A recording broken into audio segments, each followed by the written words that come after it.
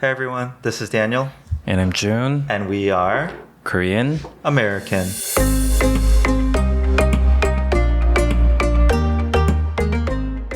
Morning. Hey Jun, this is our first time recording with a new audio interface. Oh, yeah. Ta-da. We used some of the proceeds that we've been getting to upgrade our gear. People will be surprised to see how makeshift our environment is. That's been our vibe from the start. But I love it. Yeah, I like it too. It's sort of like recording from your garage, kind of. We get that comment a lot. Hey, it sounds like I'm just listening in on a conversation. It's very calming. Yeah. Almost ASMR-esque. So yeah, I hope we keep it. At the same time, when we do edit sometimes, we didn't even have separate tracks for our audio. It was really painful. Which I heard that is the number one thing that a podcaster should do. have. Yeah. So we finally, 60 plus episodes in, got one. Yeah. And June, I have to say, your voice often gets very quiet. Oh, now we can take care of that. Now we can take care of that, which is great. Recording on separate tracks. Or maybe I should say I'm just a loud American. So you know what I realized also? Yeah. This thing is portable.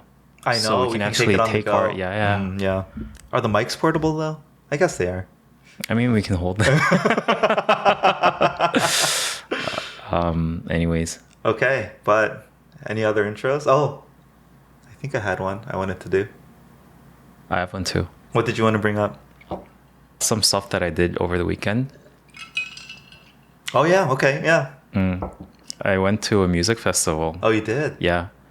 Anyone, by the way, who are thinking of visiting Korea right now, like late September to mid-August, all the way up to, I guess, did I say August? Yeah. Late September to all the way up till the end of October is the best time to visit, not only because of the weather, but because there's such a sliver of good weather in Korea. Everyone's trying to like squeeze in like the events that are happening in this time period. That makes sense. So there's so many things going on right now, like festivals, not only music related, but like art related, like these like lively flea markets, like pop-up stores and everything. Like the city all of a sudden seemed to be alive again after the heat. But anyway, so I went to this music festival called Slow Life, Slow Live. Okay. They say it's their 6th year. So it's like an annual thing. They bring local artists and also international artists. Yeah, it was held in the Olympic Park. Oh, cool. In Jamsil. I like that park. It's a bit underrated. But there's a huge walking trail. It's very beautiful. I only go there for the festivals. See? So I think this is a pretty standard way of music festivals in Korea. So there's like the standing zone where you can go and in front of the stage. Where if you want to get closer to the performance, you can stand and like go crazy, whatever. But then there's this huge grass area where you can have your picnic blankets, bring your food, and then enjoy from afar a little bit. So the way it works is that you like enjoy your food and drinks or whatever. And when your like favorite artist comes up, you go to the stand. Things that I noticed that would not work outside of Korea is this format. Because you have to basically leave all your stuff in the and then go to the standing area.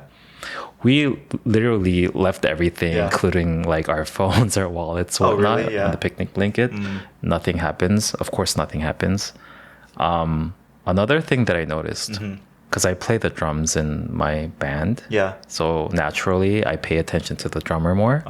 There's a difference between Korean drummers and non-Korean drummers. Oh, really? Yeah. Okay. I think Korean drummers are very robotic. Very accurate. Exactly on the beat.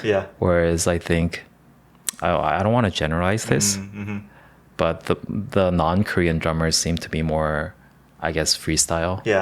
But like has more soul in it, kind of. Yeah. Like they improvise more. They don't improvise per se. Okay. But like that microsecond of like a little bit of delay, a little bit of like early drumming makes it a little bit more... Feels more dynamic? Yeah. Interesting. Yeah. Yeah, a couple weekends ago, I think it was on Sunday, we went to Hangang River, and then they closed down a whole bridge. Yeah. And they have a big festival, lots of food carts and food trucks, and then lots of stands doing art and things like that. And apparently it's, during this time period of like 2 months, they're closing down the bridge, and every Sunday I think they're having this. So that was really fun. And I thought it was a 1 week thing, but then I saw something where it's like, no, it's going on for a couple of months. But I didn't realize that they try to squeeze it all in when the weather's nice, which makes sense. Yeah, because that's the only time where you can do stuff outdoors. Yeah. That's fair. That's fair. So it's a wonderful time to visit Seoul right now. It really is. Or Korea in general. Yeah. So, is it right? No, I was going to say right after Chuseok, but that's not true. Sort of. I think this year it would have been a little hot. Yeah. Earlier. Yeah, it's still kind of hot. It is. Hotter than I would hope. Yeah, you're wearing your short sleeves. But yeah, no, that's cool. So good travel tip for our audience. Yes. Cool. So Jun, today I wanted to continue part 2 of our comments episode. Yeah.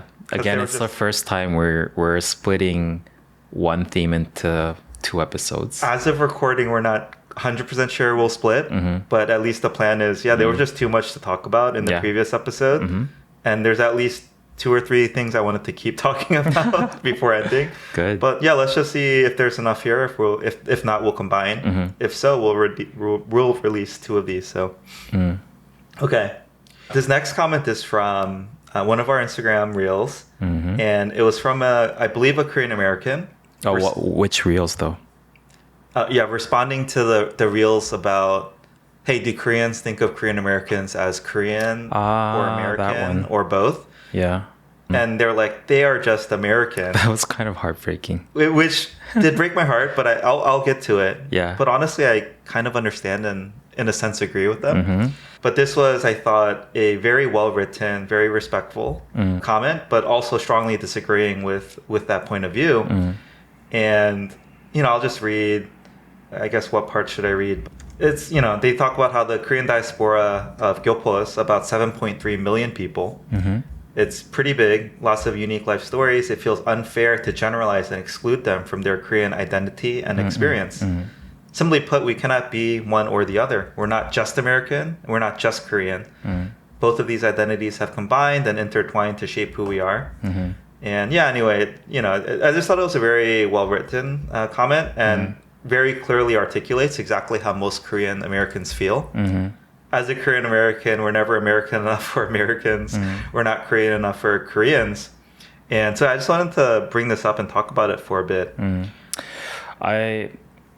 I mean, naturally, I'm not Korean American, nor do I live outside of Korea, so I don't know exactly what this feels like. But this comes up a lot in conversations or like as a discourse in general amongst Korean Americans.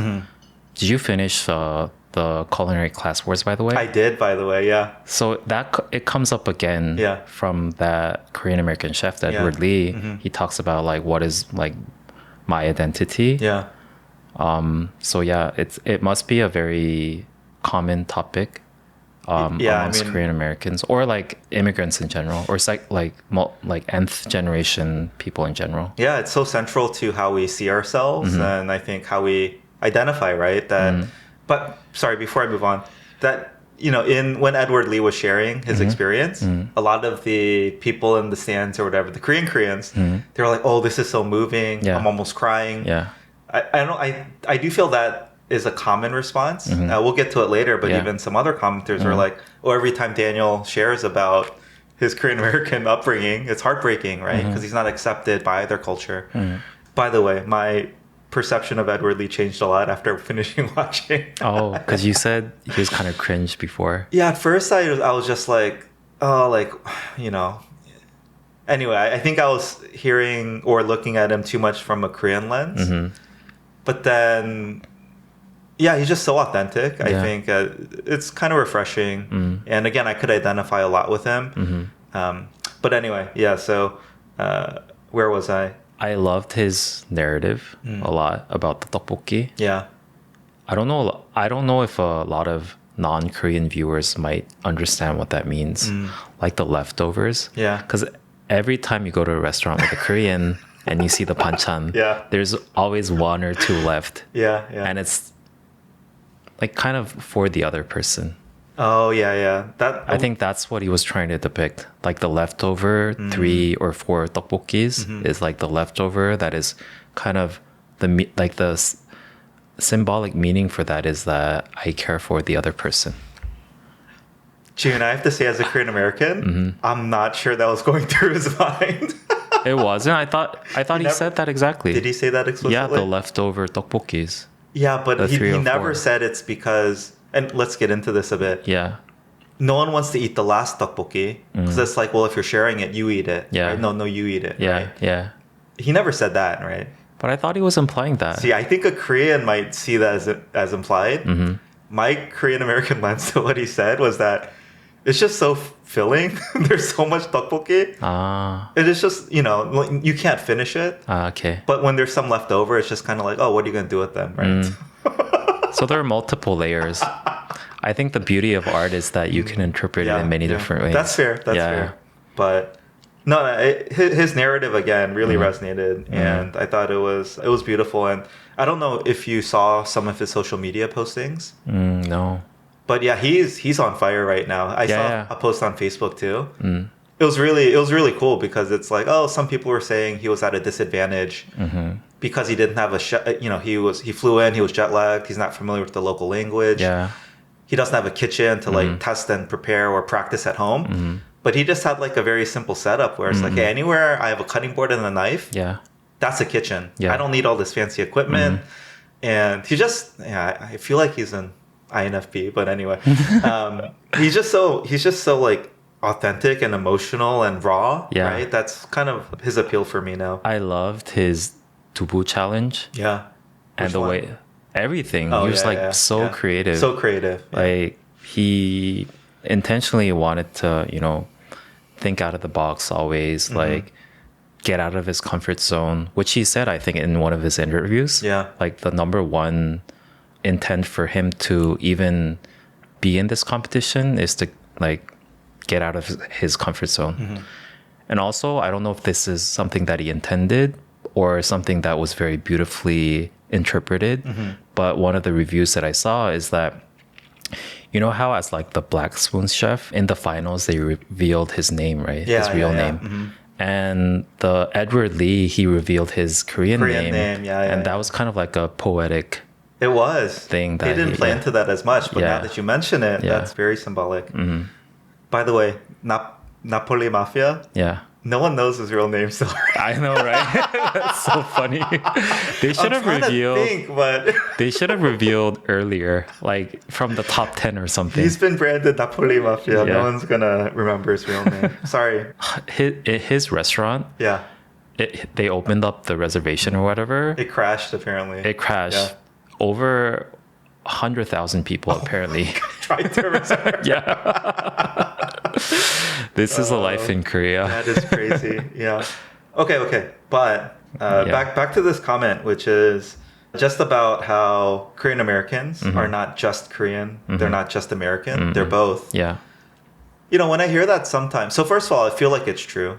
It's my lived experience. But sometimes when I hear that, I'm like, well, is that fair? You can claim both identities, right?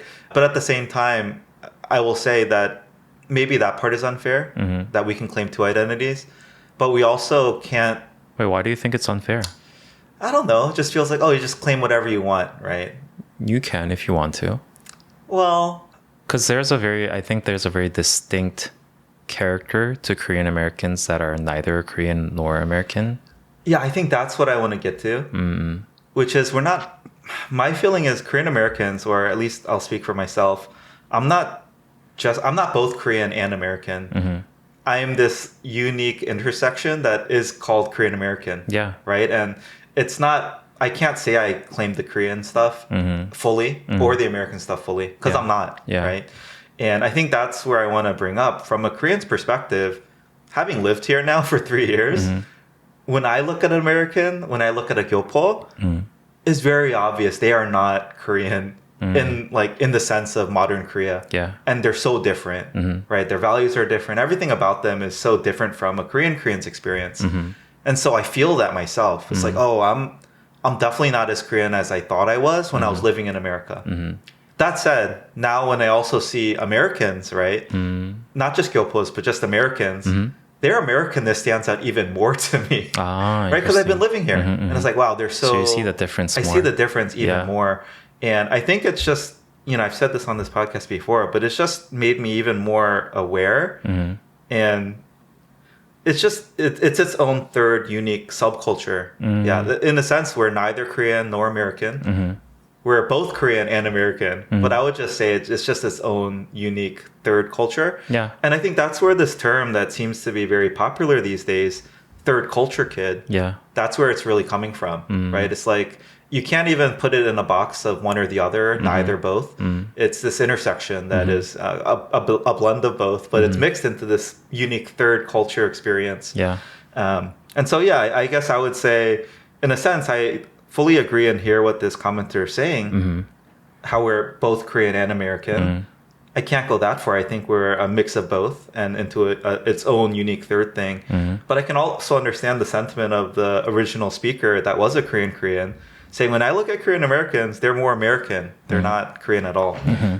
So I just wanted to say, like, I feel like I can see both sides very clearly now.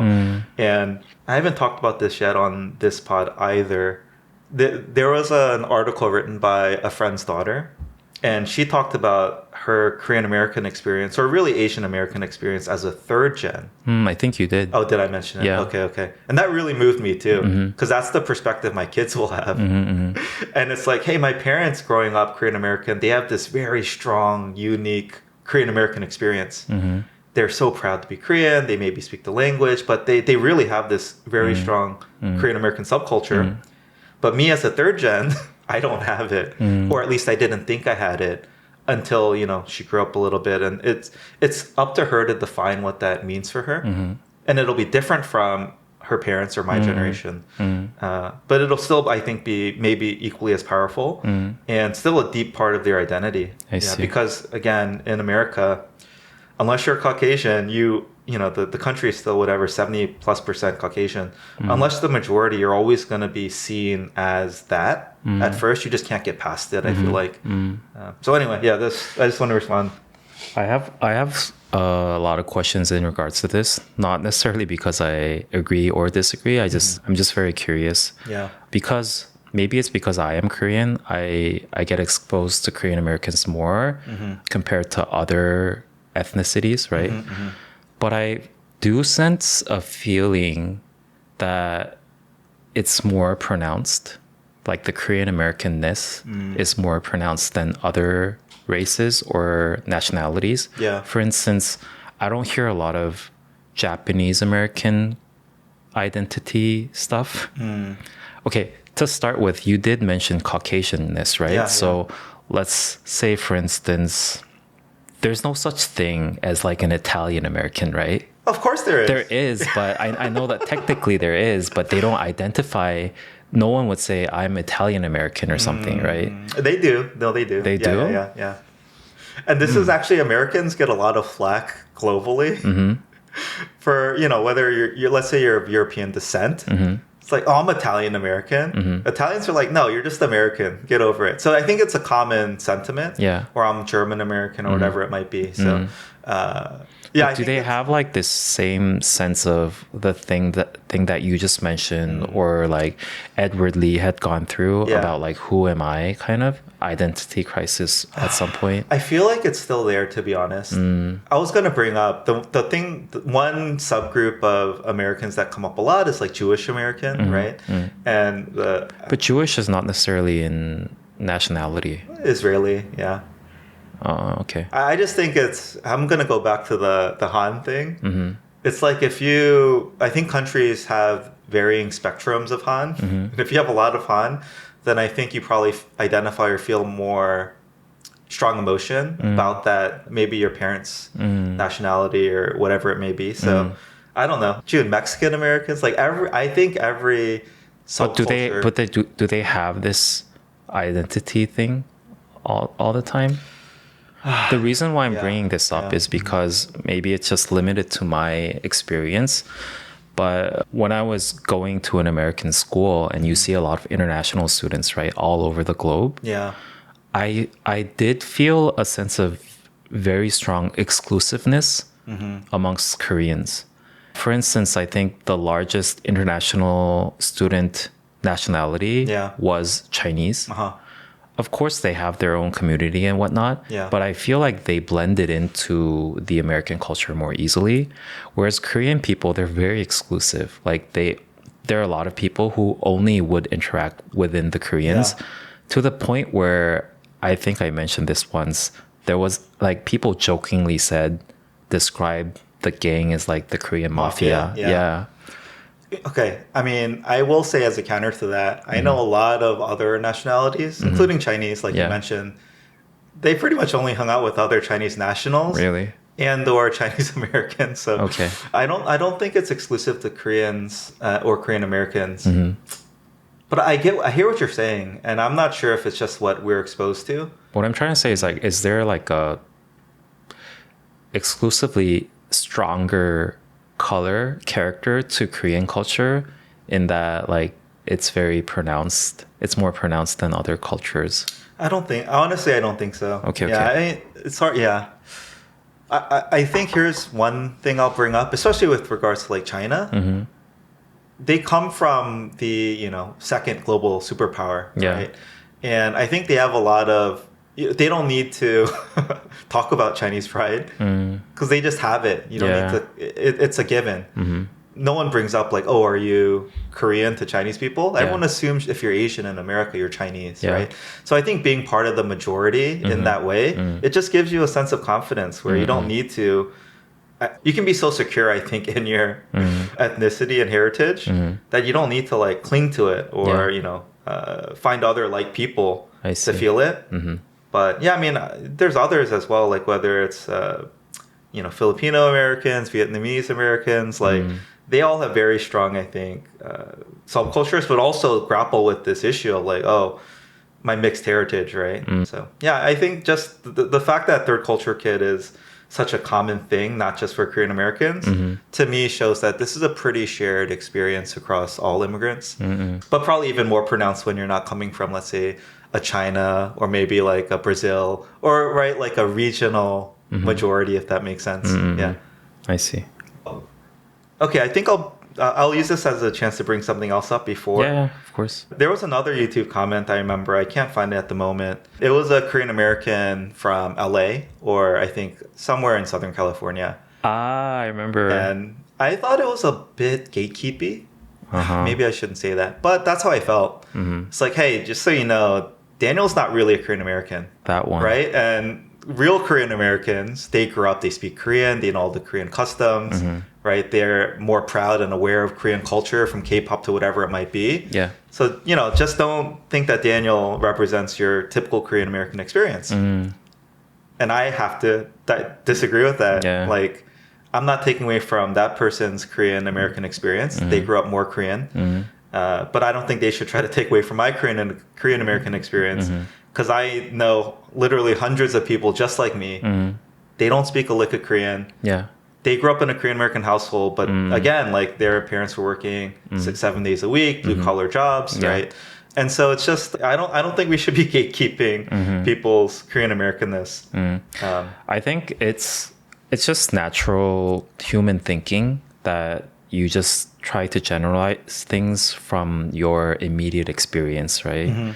So that person obviously might have lived and grew up in a certain Korean American community, and that's their thinking of what a Korean American is, and you might experience something different. Yeah. I can speak to that a little bit because again, I went to a school where I saw a lot of different types of Korean Americans too. There are of course people who speak like out of nowhere speak very fluent Korean, even if they were born in America, that like really likes Korean culture, knows a lot of like at the time K-pop wasn't a thing, but anyways, like consume a lot of Korean media, whatever. Yeah.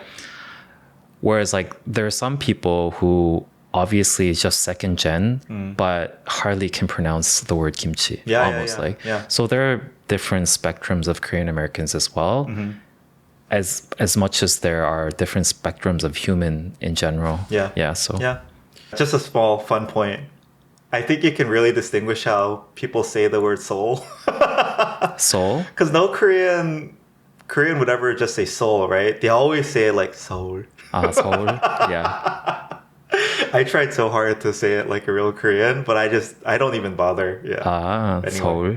That's like one of my litmus tests for like, oh, where are you from? Or like, I love whatever. the fact that soul, when it's pronounced in English that way, is kind of like soul. Soul, yeah. I think it was a slogan of Seoul at some point, like Soul of Asia or something. That's the new slogan, which I don't like for Korea. Soul of Asia? No, it's Soul My Soul, or it's so cheesy.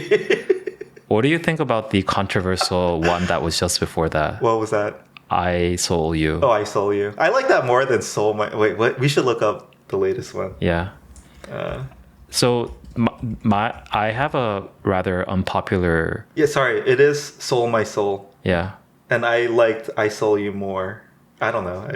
Neither is great, but... I have a rather unpopular opinion about the former one. Okay. Because there was so much criticism towards I Soul You. Oh, really? I thought that was pretty clever. Yeah. And I think it was too American of a wordplay for Koreans to really get it. Because I Soul You, in a Korean mind, it just feels like it's I love you in a weird way. Yeah.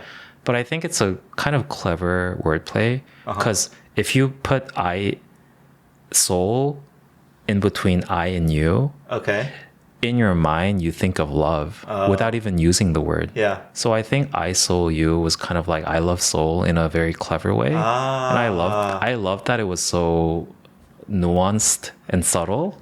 Do you think that's what they were thinking of when they created it? That's really advanced. I don't know if... I'm guessing that they hired a very good branding agency. Okay. And so I think they have thought about it, maybe. Yeah. I didn't think of that when you said it. Okay. I was like, it is just I love you with soul. and it's also like soul in between I and you, connecting me and you kind of. So I think there are multiple layers implied. Yeah. Okay. Can't you think of like the feeling of love when I say I soul you? Yeah, exactly. Yeah. I think that was kind of very sophisticated. Soul my soul is just... Yeah, that's more, I think, a Korean wordplay. Okay. Yeah. Too cheesy. I don't know. It is kind of cheesy. I like the one before that. I Saw You was a little simple, but there was something beautiful about the simplicity. That I liked. Okay. Anyway, just wanna say this comment again. Thank you. It was very well written, very respectful, and I think really well articulated. Again, the feeling that a lot of Korean Americans have. But again, I also want to just say I completely understand where the Korean was coming from. If I had to say, okay, does your typical Korean American lean more Korean and more American? And I know I just said you can't do this, right? We're our own third subculture, but I do think your typical Korean American is more American than Korean. Maybe I shouldn't even say that. That feels. Am I being a hypocrite by gatekeeping it? There's just different types of Korean Americans. Yeah. Okay. Which is exactly this person's point. Yeah. All right, Jun. Oh, on that point, I wasn't going to mention this, but I also wanted to mention on that point, meaning that people tend to live in their own silos and only understand their vicinities almost. Yeah. I also wanted to mention some comments that came from Mango the dog. Okay. The fact that I mentioned that there is a belief in Korea where if you name your pet's name as a food, they would live longer. Yeah. I mean, I didn't make it up, right? Yeah. So there are some people who believe in this. You got some hate for it, though. And they're like, even, I mean, amongst the pet community, I think this is a pretty well-known thing, right? And some people might have heard it the first time. They might have never heard this. But some of the comments were like, 어디서 잘못 듣고 왔나 보네. 그런 거 없어요. You must have heard wrong. There's nothing like that. Yeah, like why do you have to point it out? Like I would just think, TIL, right? Yeah. I learned something new today. Like some people think of it this way. I don't know why some people have to come and comment that there is no such thing. I don't know if they're implying that I made this up. Yeah. Because I didn't. Or like, why would I? Oh, I have a question for you that's related to this. Sometimes we get comments where it's like, oh, why are these two Korean Americans talking? Or I don't think they know you're Korean. Yeah. How do you feel when you read those comments? Ah. They come up not very frequently, but definitely here and there. Yeah, my immediate thinking is I'm Korean. Like, I Do you ever get insecure about your Korean identity? insecure? Yeah. You're like, oh, maybe I'm like not Korean. Maybe I'm too Americanized. There's no way that I'm too Americanized. Why would I? So it doesn't even just, It doesn't bother you. Yeah. Okay. There's this one comment saying 잘 알지도 못하면서 Korean 이런 거 언급하지 마세요. That guy's not Korean and that message is not true in Korea. Yeah, that's pretty strong. Yeah, like, okay, number one, I am Korean and I didn't make this up. And I mean, I understand that some people might have never heard of this. Yeah. Number two, this is not such of a big deal. To make it, It's like I don't know what these people are trying to imply. Like, what even if it's not true, it doesn't do a lot of harm in the Korean reputation. Yeah. I think it just gets back to something we said earlier, which is Koreans really, really put knowledge and just put knowledge on a pedestal in a sense and really idolize it. And so I think when they hear you say something that they don't think is true, their immediate reaction is like, okay, well, they're wrong. Yeah. Right? Because I don't know it. Rather than, I think, admit like, oh, maybe I didn't know that. So one thing that I also want to mention is because I'm Korean. Okay. I kind of know what the Korean public sentiment is kind of like. I kind of understand what people like to hear. Yeah. And I kind of understand what people might be offended by. And I mentioned this keyword 국뽕, right? Yeah. When you just praise Korea blindsidedly almost. Yeah. That keyword was kind of in trend.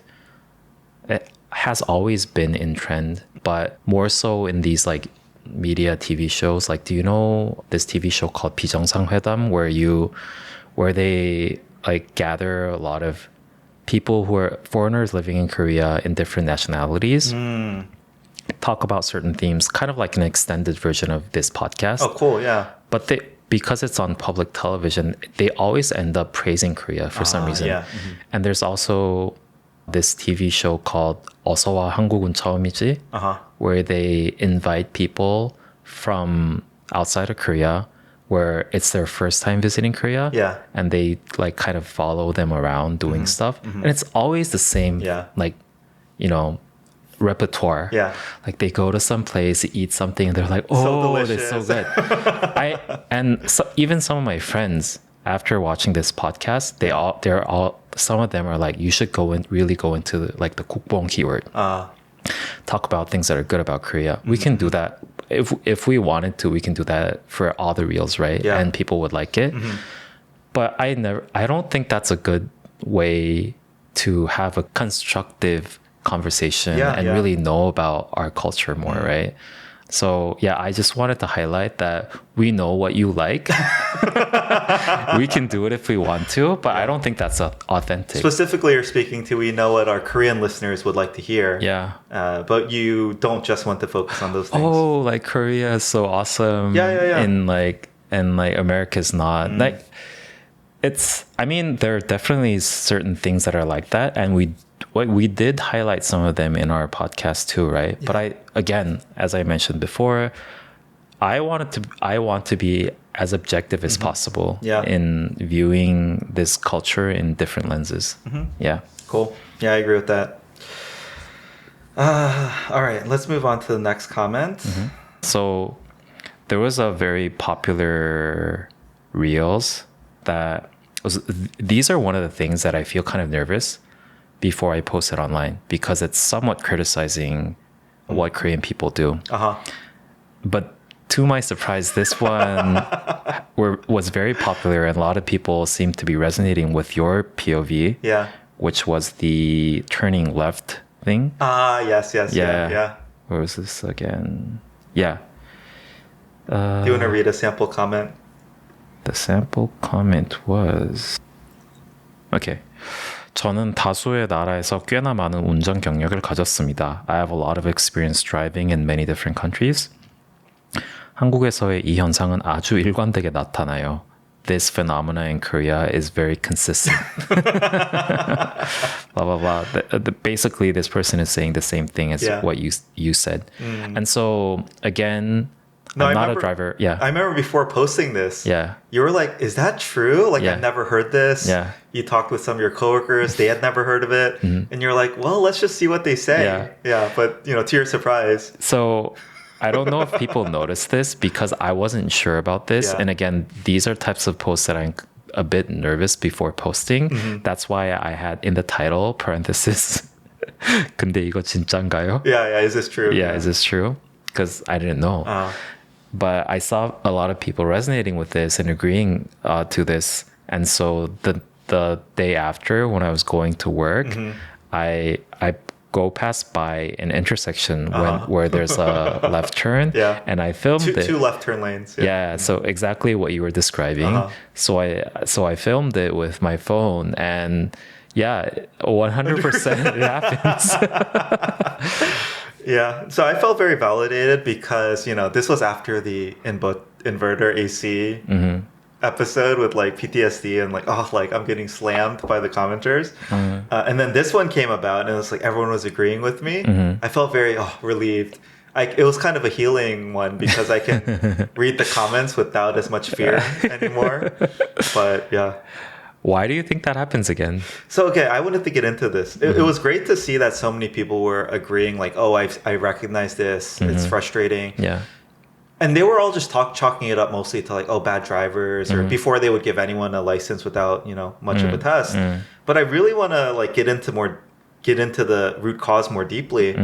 And, you know, in our full podcast, I don't know if it was in the reels, but I talk about things like, I feel like Koreans might like driving in straight lines. I also think it could reveal a bit of things around, you know, being risk averse. You know, when you're going left in the leftmost lane, obviously we drive on the left side in Korea. It's like you're closer to where you are, so you can see this side better than, you know, the right side of the car, which is further away. And I think I think it could reveal something about Korean culture that's more deep. But we never get there. And so I don't know. Again, I probably overanalyze and read too much into these things. But bringing it up again, June, like, do you think there is some deeper meaning to this, right? Like, why do we take such sharp left turns in Korea and, you know, almost risk hitting the car to our left, but completely avoiding anything to our right and not wanting to like drive make a really round turn? Yeah, I said before too, it does feel like when you're driving in the lane, it feels like you're drifting a bit. And it's like, it feels a bit unsafe. I'll say that. It feels like you're in the void. But it is the better way to make a turn, right? Hold your lane. Yeah. I don't know. Do you think there's anything more here or? So I haven't thought about this deeply. One thing comes to mind is that the distance that you're traveling. It's shorter. It's more efficient. No, if you're on the right lane, you're traveling a longer distance. So they want to optimize for... That's what I mean, yeah. Straight lines is going to be the most direct path. Yeah. Maybe they think that there's 손해봐. What's that? There's a deficit, kind of. Yeah. So they want to make up for it by trying to squeezing it, like making it tighter a little bit more. Which is interesting because my mom, whenever I'm driving, the thing that she emphasizes over and over again is you have to make a looser left turn and a tighter right turn. Interesting. Is the complete opposite. Yeah. Because and it makes sense because whenever there's like a two-way lane and there's a sharp curve, you probably can't see the other car that's coming from the other side. So whenever you're making a left turn, you should make it looser. And then when you're turning right, for the exact reason, you have to make a tighter right turn, which makes sense, right? But why? That's not how people drive. Yeah. I thought you were going to bring up something else. So let me bring up a couple more points here now that I think about it. There's a behavior I think is more common in Korea than in America, which is when you're parked, turning off the engine. So not idling. And people think it saves on, it does save on gas. It's slightly more efficient. Yeah. But, taxi drivers, people do this a lot. And, June, now this is a feature that most cars have. It'll automatically turn off the engine when you're idling. But yeah, this is a behavior I feel like Korean cabbies and drivers in Korea do a lot more than in America, I've noticed. And again, it comes down to efficiency. It's like really micro-optimizing how much fuel you use and save. Also, the price of gas. Oh, what do you mean? Oh, it's more expensive, you think, in Korea? I see. Yeah, so it is more costly. Because it's a more valuable resource, I guess. It's imported. Korea does not produce any gas on its own, does it? No, but recently we found out like a natural gas bank. Really? Yeah. That's huge. It is huge, but we don't know when we can start to utilize that or like how much money that it's gonna take to actually make it usable. But it was it was a big news. Yeah. Side note, Saudi Arabia? It was basically like poorest of the poor also, like 70, 80 years ago. And then they found oil. They literally struck oil. Yeah. It's such mind warp. Because, people think of it as such a rich country. It was nothing but desert and like totally poor. Not that long ago. Side note anyway. Okay, June, one more. So like a year before it was the superconductor that can feed our future. Maybe it's not the natural gas pink now. Yeah. I do think this mindset of efficiency and optimization at every point in everything that you do, Koreans are more in that mindset than Americans are. Yeah. There's I have certain friends that do this religiously, meaning like optimizing your life to the penny. And there are people who rotate different credit cards so that they can optimize the use for rewards, it. They call it like cherry picking or whatever. Americans call that credit card hacking. Yeah. And I asked my friend, like, isn't this even more work to save maybe like 3,000원 per month? Yeah. Right. And they say that it's just like playing a game. Yeah. It's not necessarily to make more money. It's just fun for them. Yeah. Which I kind of like, I can see that. Yeah. I can see that. I think there's that subculture in America too. Yeah. I don't think it's stronger in one country or the other. Just like it feels better to save $1, right? Because even if what you did to save that dollar took more work, it still feels great. Speaking of utilitarianism, I wanted to mention this once in our podcast because Korean people are so into luxury goods. They are. Yeah. And Korea is the seventh biggest market for luxury goods, which you think it's not that bad. Yeah. But if you go per capita, it's just like, you can't even beat. It's too far from number 2. It's number 1. Yeah, it's number 1. Yeah. Ahead of US, ahead of China. Yeah. And I think that's so interesting to me because in a country where people are so utilitarian and try to optimize things. Yeah. And I think buying luxury goods is like the complete opposite. You save up all this money thinking about like, is this good use for me and everything? And then you just use it in luxury goods. It's like so completely the opposite to me. June, I understand that it's very low actual utility. Yeah. But I would disagree with you. It's probably the most utilitarian thing you could do in Korean society. Oh, because you can boast your status? Because Korea is so much about the social status and on the surface. So it's in one sense, it's the least utilitarian thing you But could what do. does that do for you in a utilitarian mindset? It raises your status amongst your peers and in society that you have that luxury good. But that's so much of a not materialistic value that Korean people usually don't go for. Ooh, see, I would say historically Koreans don't go for that, but modern Korea, I think it's all about that. Yeah. Interesting. I think in a sense, some people I think would say, what's the utility of something if other people, you can't show it off? Yeah. It's like if a tree falls and no one hears it, did it make a noise? It's like, if you have a luxury good and no one can see it, do you even own it?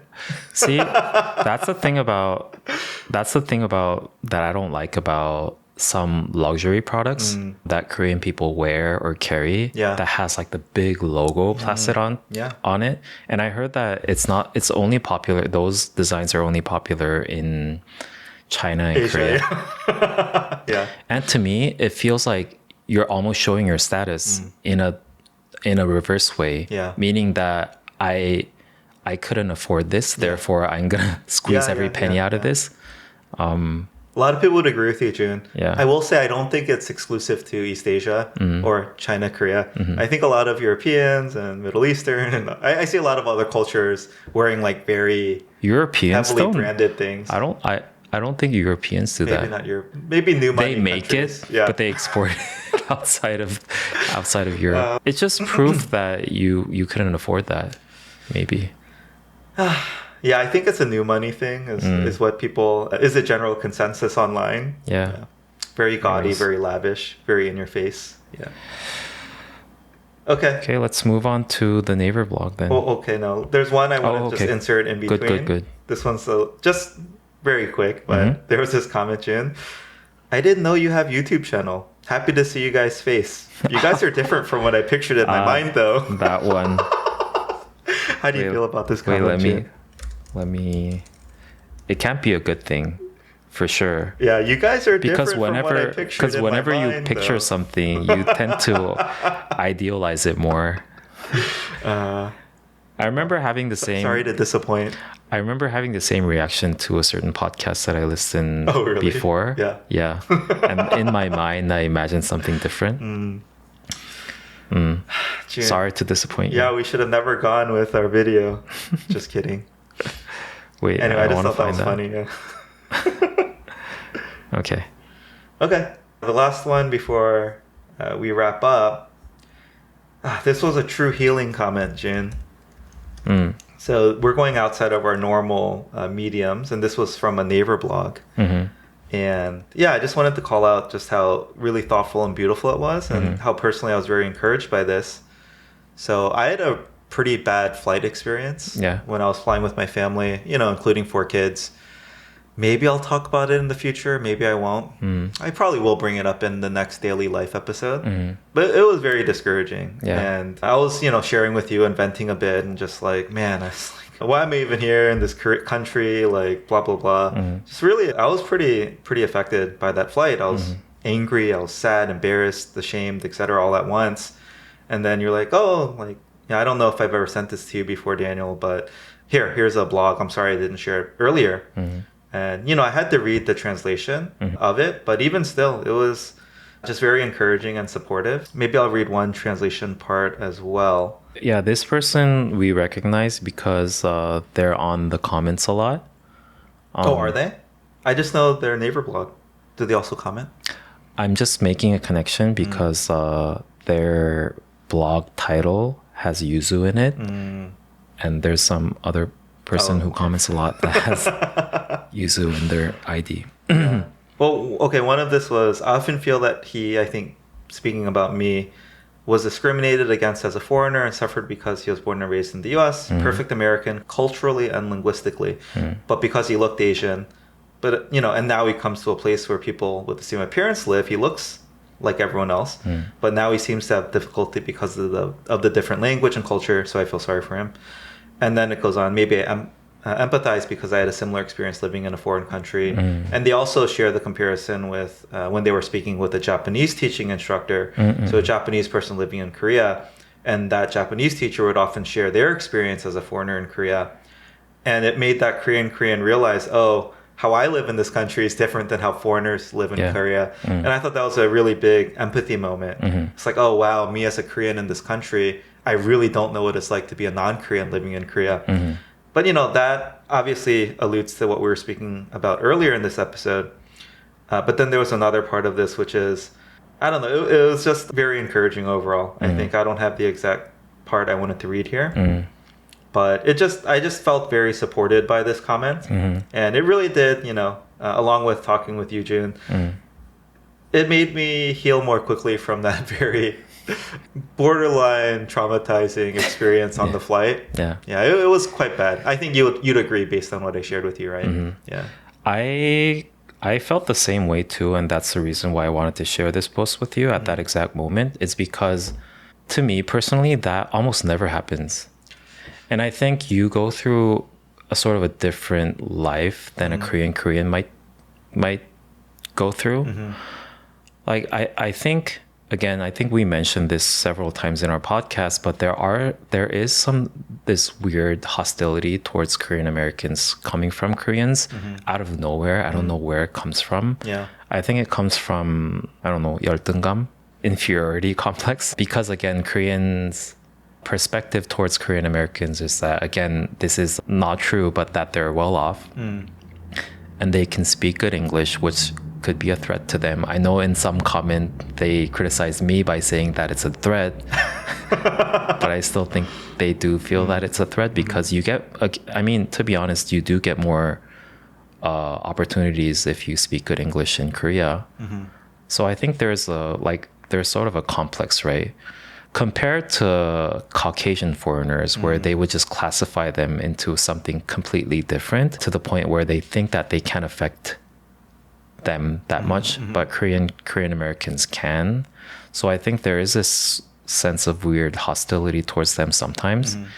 And I feel like you might have go through that in a daily basis that I might not have gone through ever. So yeah. Yeah. Again, this blog post even said, like, you know, it was talking about the golf thing, basically the screen golf incident at my apartment complex. Yeah. And it was saying, oh, I wonder if the you know, 할머니, the mean grandma, could even sense like, oh, this person can't even fight back because they can't speak Korean. So let me just say whatever I want to say to them, treat them however I want to treat them. They probably because they're defenseless. They can't even respond. I think. But Jun, I do want to offer one counterpoint to this, which is what I was alluding to earlier. Maybe it makes more sense to me now. I do think Korean Americans do claim Koreanness equal to Koreans. And I think is a very valid trigger point for Koreans, which is, you know, especially for me as a man, hey, you didn't do military service. How can you say you're Korean, right? Don't claim Koreanness when you don't even do that. And I think there's this growing sentiment of like, oh, these Korean Americans are coming back, taking advantage of our healthcare system, living here, taking advantage of our resources, but they're not even military serving, tax-paying citizens, etc. For the record, I pay a fair share of taxes to Korea. But at the same time, I recognize, okay, a lot of Korean Americans might not. And they are really just kind of taking advantage of the good parts about Korea without necessarily doing, you know, having grown up here or really knowing what it means like to be Korean. So that's what I mean. I think when Korean Americans claim Koreanness equal to Koreans without having to do or suffer some of the same things, right? Like I didn't grow up with the education system in Korea. That is brutal. I don't grow up with the expectations that I think Koreans live by every day. You know, having to serve in the military, I never did that. I'm fully aware of that and recognize that. So I think that can be a very valid trigger point for Koreans to gyopos. But I do think those are the things that are not the root cause of the hostility, and really? That's just the surface level excuse. Because like, why would I care? Like, to be honest, like that you're exploiting the health insurance system. Why wouldn't you care? Wait, you should care. I mean, if I want to find it, I can find so many people who are exploiting it, right? But I don't blame them because it's such a massive system that I can't nitpick everyone who's exploiting it. I don't think that it's too big of a thing that it doesn't really affect me, to be honest. Also, military service, it doesn't help me that you did the military service at all. So I think they're just trying to find excuses to express their hostility. And I believe the root cause of the hostility comes from the threat that they feel. Interesting. You know, this general fear and blaming of foreigners, though, it's pretty universal. I mean, if you look what is happening with the refugees all over Europe, America too, right? It's always been the talking point growing up. It's like, oh, like immigrants are flooding our country. They're going to steal our jobs, right? They're taking advantage of our systems, etc. And so I think that is pretty universal. I can't say that's unique to Koreans. Again, the one thing that maybe is unique is this Korean American or gyopo, any like ethnic Korean who grew up or lived abroad, now either returning back or visiting Korea, right? I think that maybe is unique. I think Korea can benefit a lot from breaking out of the homogenous homogeneity. Every time I say this word, Me too. breaking out of the homogeneity Yeah. of the society. So I think it's definitely going to help in the long run if we have more of a accommodating attitude towards foreigners in general. May it be Korean Americans or just foreigners. Yeah. Foreigners. Anyways, on the same note of the Naver blog, I also wanted to mention another comment that came from an Instagram Reels about maybe Korea might benefit from having small talk culture. And when you ended the video by saying, "That's my life." Yeah. When I described the loneliness issue of Korea. Yeah. There's I don't know this comment. Yeah. Oh, it says like 매일 보니까 두 분 너무 친근한데 미국형이 고립감을 느끼신다니 마음 안 좋네요. I see you every day, so I feel a sense of like friendship with you.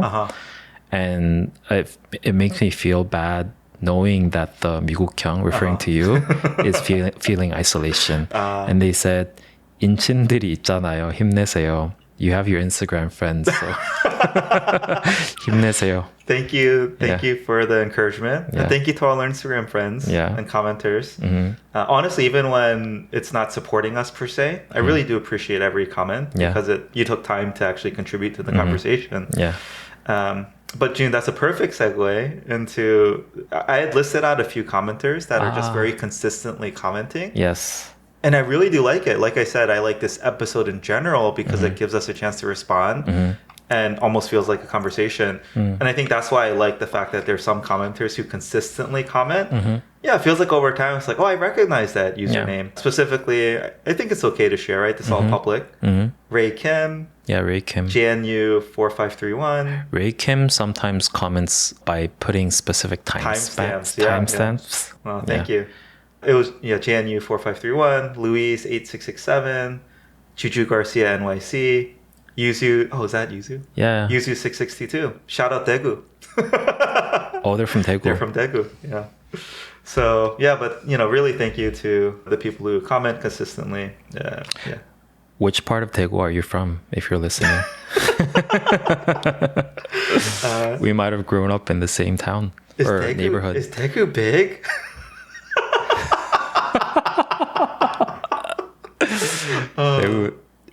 Is it really? When I was growing up, it was like famous North for Daegu, South Daegu, West Daegu. What are you talking about? What are the parts of Daegu known for? Parts of Daegu known for? Oh wait, Daegu's not a Daegu. It's not a gu. What? Daegu has she's and gu's in it, right? Daegu is a she. Okay. It has gu's in it. Gu's in it. Okay. I feel like I could make a really bad ajay gagu around Daegu having gu's in it. But anyway. Yeah, Daegu is known for, as far as when I was growing up, it was known for being the third largest city. Now it's fourth after. Yeah. But Incheon's kind of like, as I told you. Yeah. Incheon has even less going on than Daegu. We just alienated 3 million people. No, but seriously, what is Daegu known for, June? Do your Daegu pride? In terms of produce? Or just like the various parts of Daegu. Okay. Right, if I were to do Seoul, I could say Gangnam, Gwanghwamun, cultural, right? There's like, Itaewon is the foreigner place. What's the largest market cap company in Korea? Samsung. Yeah. Started from Daegu. Samsung Lions. Daegu. That's what we're known for. Also for politically being one of the most cities in Korea. Maybe that's why they know where they think your political leanings are from. Oh, is that why? No, they were implying something else. Anyway. What else is there? Isn't that where Kaist is? No, that's Daejeon. I have to admit, I confused Daegu and Daejeon. I don't know why. I mean, they start with Dae. And Daegu is also known for having the beautiful women. Oh, really? Yeah. Because I think it came from the fact that when there was the Miss Korea beauty contest was in the 90s, it was very popular. I think there were consecutive years where like the first prize all came from Daegu. Oh, Jun, can I ask? Are O's, like last name O, Oshis, are they known also to be beautiful? Oh, I don't think there's... My mom always said this growing up, so I wanted to fact check her. Really? Yeah. O's? Yeah. The only female O that I can think of right now is Onyoung. Okay. Onyoung 선생님. I don't know. Yeah. You know her. You met her. Okay, Yeah. okay, yeah. She is not known for her beauty, but rather her child parenting insights. Mm. Okay, but you don't injung the I've never heard of this before. woman. Okay, all Interesting. right. Well, there you go, mom. I'm pretty sure your mom's a very beautiful. My mom was. We have to, dude. My mom was very beautiful. Yeah, it's crazy looking back at pictures. Anyway, yeah, that's its own other thing. That's it. I think we should get in. I think that's it for this episode. Let's move on to the Patreon shoutouts. Okay, again, if you want to support us and you think this episode was worth at least 25 cents, please consider supporting us on Patreon for the minimum tier of $1 a month. You get access to our exclusive Discord, and you will be forever in our hearts. And we will shout you out, just like we're about to. Yes. So since our last recording, thank you to Hyungun. Thank you, Hyungun. I think she started a conversation in our Discord too, right? Oh, yeah. I feel like a lot of people have been introducing themselves now. Wait, maybe we did do Hyungun. How do you know Hyungun's a woman's name? Because that's my initial thought here. But you said it's very... It sounds like a woman's name. We might have shouted out Hyungun. Yeah. We'll double check. Next, thank you to Danielle. Danielle. Thank you, Danielle. Thank you to Martine. Thank you, Martine. Thank you, Daniel. Nice name. Thank you, Daniel. And thank you to Julie. Thank you, Julie. Yeah, your support means a lot to us. And yeah, really keeps us accountable and encourages us to keep going and upgrade our gear and things like that. So again, we also have, like we mentioned today in one of the comments, we are on YouTube as well. If you want to subscribe or prefer looking at vlogs versus just listening to us on podcasts. So yeah, people keep saying, oh, you should mention you have a YouTube. So yeah, we do have a YouTube. It's the only channel where we post our full video. Correct. Yes. Like, comment, subscribe. Again, we've actually also had a few people write in recently, which is, again, probably for me, one of the most rewarding things, right? Just like people sharing very personally how much they enjoy the podcast, how much it means to them. Or you mean email? Yeah, an email in particular, like long form text, as you would call it. Email is so not the culture in Korea. Yeah. We might want to get into this later in some other episode. But yeah, Koreans don't use email. How do Koreans send something more long form? It's Kakao. You just write a really long Kakao? Yeah. It's super annoying because you have to press see all, and then it like goes to this other attachment thing. That's annoying. That's just one step. Really annoying to me. Really? Yeah. I don't know. I wanted to expand in line, June. Why does that go to a separate view? Anyway. What does that reveal about Korean society? I think it's a technical issue, right? It's not a UX issue. No, you could easily expand in line. There's no reason why you wouldn't. Or why you couldn't. I get the see more. No, I get the fact that you don't want to download the entire payload or show the entire message, right? You want to limit it. That I get. I think it's a better experience viewing long form text in a separate surface. Separate view. Yeah. I don't know. But my gut feeling is a technical limitation for some reason. I just feel like they did it at one point and like they've never had any reason to try to change it. So wait, there's no other messaging service that does that? It just sends a very long text? The ones I use, it's just long. Interesting. I don't know why, but it annoys me when I have to press it, go to a separate kind of attachment view. And like then I can see the whole message. Small thing. Anyway. Okay. Yeah, that's it for this week. Thank you for listening. See you next week. Bye. Bye.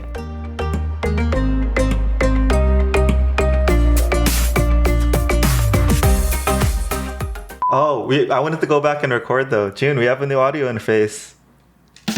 No, that's Let me try that again. June, we have a new audio interface and it's very fancy. You know that you have to combine this track later on. I know. More pain. Anyways. All right.